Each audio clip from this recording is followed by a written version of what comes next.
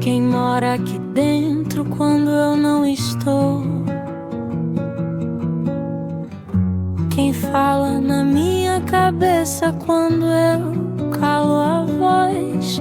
São memórias, ruídos, ecos do mundo lá fora.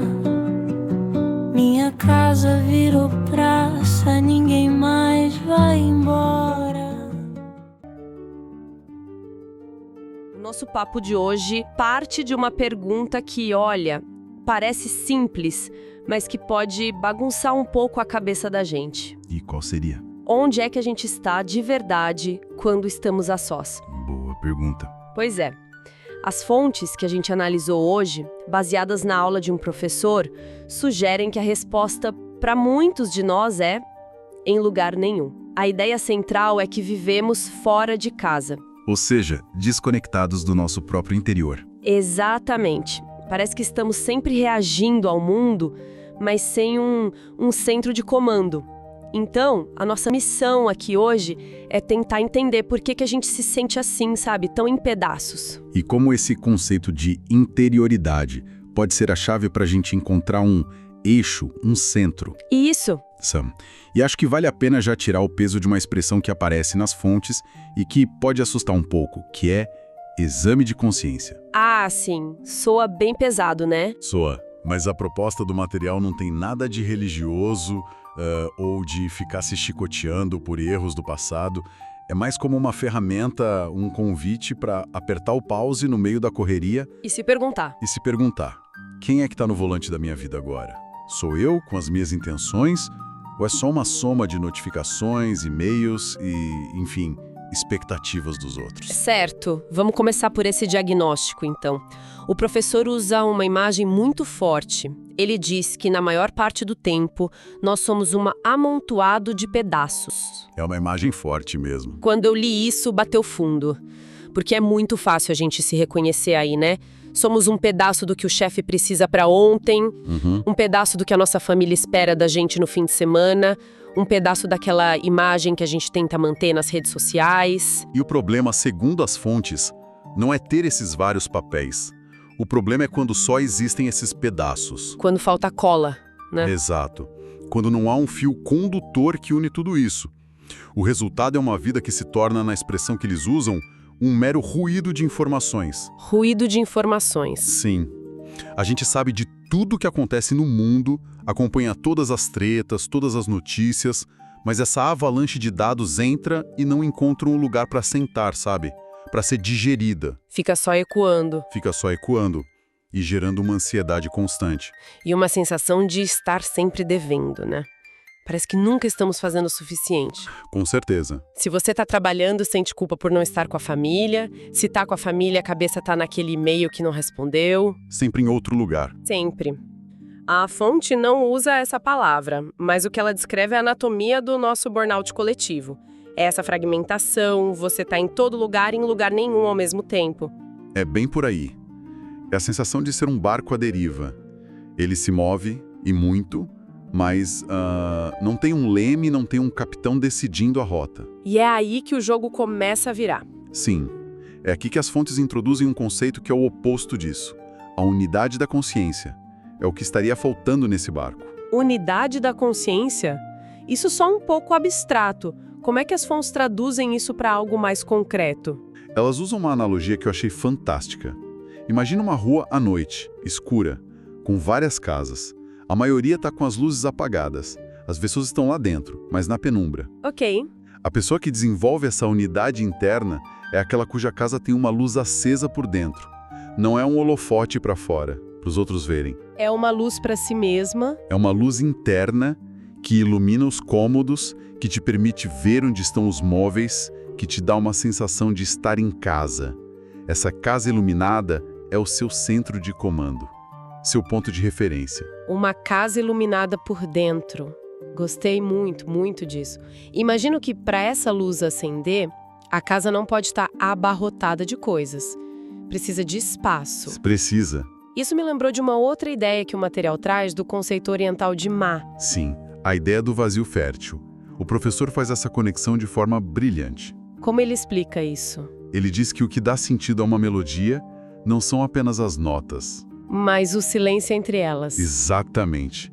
Sem as pausas, a música mais genial seria só um barulho insuportável.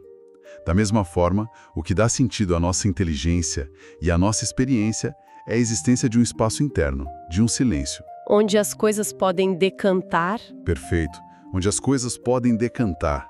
Sem esse sem essa interioridade, a vida vira só aquele ruído que a gente falava antes. Faz todo sentido. E isso tudo nos leva àquela pergunta central que as fontes propõem, que seria a essência desse exame de consciência sem culpa. Exatamente. A pergunta é: quem é que está vivendo esta vida? E não é para ser respondida de forma filosófica, sabe? É para ser sentida. É para ser sentida, no aqui e agora. Quem está ouvindo estas palavras neste momento?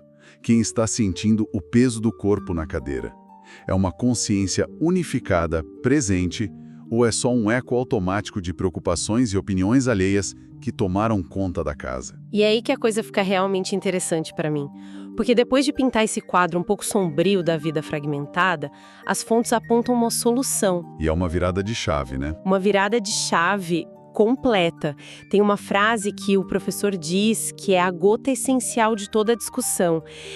A inteligência não é um radar para fora, é uma luz para dentro. Essa frase muda as regras do jogo. A nossa cultura, a nossa educação, tudo nos treina para usar a inteligência como um radar. Totalmente. Uma ferramenta para captar informações do mundo, resolver problemas externos, planejar o futuro. A proposta aqui é revolucionária. E se a função mais nobre da nossa inteligência não for entender o mundo, mas iluminar o espaço onde essa compreensão acontece? Ou seja, iluminar a nós mesmos. Iluminar a nós mesmos. Isso me pegou de verdade, porque a gente é treinado desde a escola a usar a inteligência para resolver problemas lá fora, para passar na prova, para conseguir emprego. Ninguém ensina a gente a virar essa luz para dentro. Mas na prática, o que significa habitar a própria consciência? Significa se tornar uma eremita, se isolar do mundo? Pelo contrário, as fontes deixam bem claro que não é sobre construir um muro, é sobre ter uma casa para qual voltar. Um porto seguro. Exato. Você sai, interage com o mundo, trabalha, conversa, se expõe ao caos. Mas no fim do dia, ou mesmo em pausas durante ele, você tem um lugar interno para onde voltar. Um lugar para processar o que aconteceu. Sim, para se reorganizar em vez de ser simplesmente arrastada pela correnteza das experiências. Ok, mas essa ideia de iluminar a si mesmo leva a um conceito que as fontes trazem, que é o da testemunha. Confesso que quando ouvi esse termo, ele me soou meio esotérico, sabe? Coisa de monge meditando no topo da montanha. Exato. Como isso se aplica a alguém preso no trânsito de uma grande cidade às 6 da tarde? É uma ótima pergunta, porque tira o conceito do pedestal e o traz para o chão da vida real. A testemunha nada mais é do que a capacidade, que todo mundo tem, de dar um passo para trás e observar o que está acontecendo dentro da gente. Observar os pensamentos. Observar um pensamento surgir, observar uma emoção como a raiva ou a ansiedade borbulhar, sem necessariamente ser sequestrado por ela. Certo. Pense assim. Uma coisa é estar dentro de um filme de terror, sendo o personagem que está correndo do monstro. Outra coisa é estar na poltrona do cinema, vendo o filme. Sentindo medo. Sentindo medo, mas sabendo que você é a pessoa na poltrona, e não o personagem na tela. A testemunha é essa consciência de que você está na poltrona. Entendi a analogia. É a diferença entre ser a raiva e sentir a raiva. Exatamente. E é aí que mora o que as fontes chamam de a grande vantagem humana, o espaço de manobra. Espaço de manobra. Isso de milissegundos. Alguém te dá uma fechada no trânsito. O estímulo chega. A reação automática é buzinar, xingar. Exato. Esse é o personagem do filme. A testemunha, a pessoa na poltrona, percebe a raiva subindo e nessa fração de segundo, ela te dá a chance de escolher. Você pode até escolher buzinar, mas agora é uma escolha, não um reflexo condicionado. Ah, então é nesse espacinho que a liberdade mora. É a diferença entre reagir como um robô programado e agir com consciência. Sim. Isso explica porque às vezes a gente tem um dia que tudo parece dar errado e no fim a gente pensa, nossa, eu nem vi o dia passar, porque a gente estava só no modo reativo. Bem por aí. E as fontes defendem que a verdadeira inteligência, a sabedoria de vida, reside na capacidade de ampliar esse espaço. Quanto mais você pratica voltar para casa, mais esse espaço de manobra cresce. E a conclusão que o material oferece é muito poderosa. Muito. Só quem consegue habitar a própria consciência consegue enxergar a realidade do mundo sem ser atropelado por ela. Você não deixa de ver os problemas, o caos, mas o caos não te invade a ponto de te desintegrar. Porque você tem essa âncora. Porque você tem essa âncora, esse lugar seguro para onde voltar. Certo. A teoria é incrível. Construir um centro tem um espaço de manobra. Mas agora vamos para o desafio prático, que as próprias fontes apontam e que eu acho que todo mundo vai se identificar na hora. O medo do silêncio. O pavor do que a gente pode encontrar quando a luz interna se acende. Exatamente. Sim, esse é o pulo do gato. Porque na teoria tudo é lindo, mas na prática, quando surge uma brecha de 2 minutos no nosso dia, o que a gente faz? Pega o celular. A mão coça e vai direto pro celular. É quase um reflexo. Total. É infinitamente mais fácil e mais tentador ligar a TV, abrir uma rede social, qualquer estímulo para preencher aquele espaço vazio. Com certeza. Porque encarar a própria interioridade sem distração pode ser bem desconfortável. O que a gente vai encontrar lá dentro? A lista de tarefas, a conversa difícil que estamos evitando. A ansiedade que a gente finge não sentir, e é fundamental validar esse receio. O material não trata isso como uma fraqueza. É uma condição humana. É uma condição humana. Nós nos acostumamos a usar o ruído externo como um tipo de anestésico. O silêncio tira o efeito do anestésico. E aí, o que estava ali, latente, vem à tona. E aí a proposta não é, de cara, fazer uma terapia profunda nesse silêncio. De forma alguma. O objetivo inicial é muito mais modesto e pé no chão. É um simples treino de presença. Um treino. Tipo ir à academia, mas para consciência. Perfeita analogia. E como em qualquer treino, não se começa levantando 100 quilos. Começa-se com algo pequeno, gerenciável. A sugestão prática das fontes é um exercício chamado o Minuto da Presença. Ok, gostei do nome. Como funciona esse treino? É muito simples. Primeiro, o quando. A sugestão é aproveitar um momento de transição do dia. Aqueles microvazios. Isso. Enquanto espera o elevador, enquanto a água do café ferve, na fila do pão, momentos que são um convite para sacar o celular do bolso. E a regra número 1 é? Resistir a esse convite, por 1 minuto. 1 minuto sem celular já é um desafio para muita gente. E o que se faz nesse minuto? Nada de especial. Se for possível e seguro, feche os olhos. Sinta o peso do seu corpo, os pés firmes no chão, sinta a textura da sua roupa na pele. E a mente, que não para. A mente vai pipocar. Preciso mandar aquele zap? O que tem para jantar? Será que já passou 1 minuto? A instrução é clara. Não brigue com os pensamentos. Não é para esvaziar a mente? Não. É para observar eles como se fossem nuvens passando no céu. Você não é a nuvem, você é o céu. E, silenciosamente, você repete para si, não como um pensamento, mas como uma sensação. Eu estou aqui. Eu estou aqui. Simples assim. Eu estou presente neste corpo, neste exato momento. Certo. Mas aí vem a minha dúvida que imagino que seja de muita gente. E se ao fazer isso, em vez de paz eu sentir uma agonia, se a ansiedade aumentar, isso significa que eu estou fazendo o exercício errado? Pelo contrário, significa que o exercício está funcionando. Como assim? Ele está revelando o que já estava aí, só que estava mascarado pelo barulho. A ansiedade não foi criada pelo minuto de silêncio. Ela só teve espaço para se mostrar.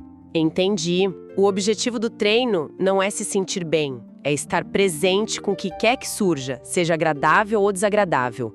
É como ir ao médico. O diagnóstico pode não ser a notícia que você queria, mas é o primeiro passo para a cura. Então, sentir a ansiedade é o primeiro passo para aprender a não ser dominada por ela. Exatamente. O sucesso do exercício não é medido pela sensação de calma, mas pela capacidade de simplesmente permanecer ali, observando, por 60 segundos. Faz sentido. O objetivo final, então, é sentir na pele a diferença entre estar no mundo e estar em si mesma. Isso. É criar o hábito, o caminho de volta para essa casa iluminada, mesmo que seja só por 1 minutinho de cada vez. Com o tempo, esse caminho fica mais fácil de encontrar. Então, para a gente amarrar tudo isso, saímos da descrição de uma vida reativa, fragmentada, para a possibilidade real de construir um centro. Um lugar que não é de fuga, mas de ancoragem. Uma âncora. Boa palavra. E o mais interessante é que ele não se constrói com grandes teorias, mas com uma prática minúscula e deliberada de atenção. No fim das contas, é sobre a escolha de passar de ser uma consequência das circunstâncias para ser o agente que, de fato, vive a própria vida. É a síntese perfeita. E, para finalizar, as fontes nos deixam com uma reflexão. Elas sugerem que habitar o nosso interior nos ajuda a ver a realidade do mundo com mais clareza. Sem ser atropelada. Exato. A provocação que fica, então, é a seguinte: se o silêncio interno é o que dá sentido à música da vida, assim como as pausas dão sentido a uma melodia... Que tipo de canção a gente está perdendo? Que tipo de canção, que tipo de beleza e profundidade a gente está perdendo na nossa própria existência por escolhermos viver apenas no meio do ruído?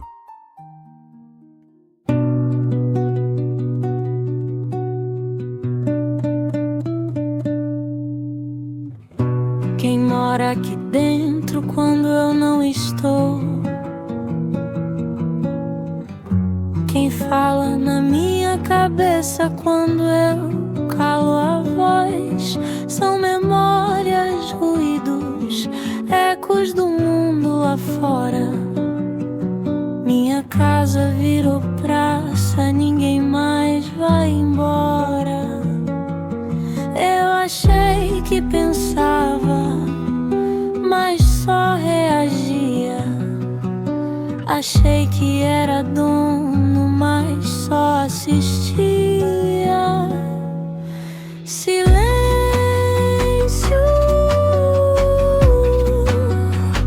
abre espaço pra verdade entrar.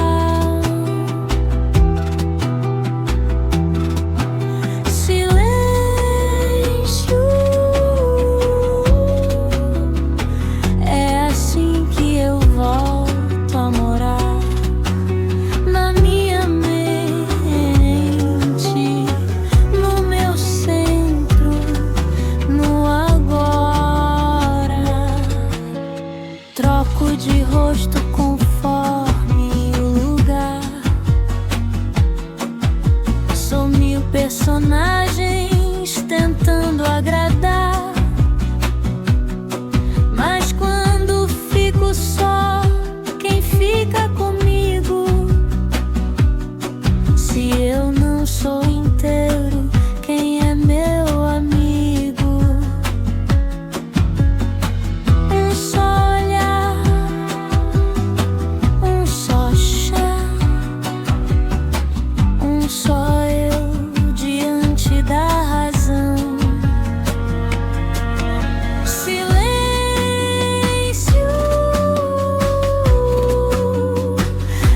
Espaço pra verdade entrar. Silêncio,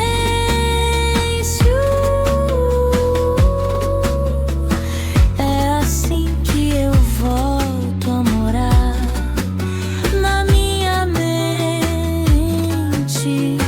no meu centro, no agora.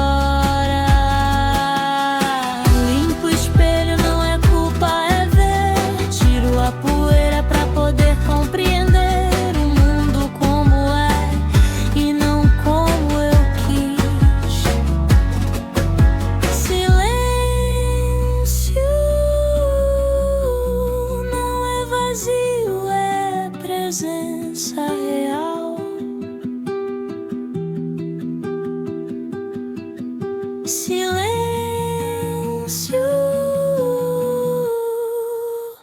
é onde nasce o essencial.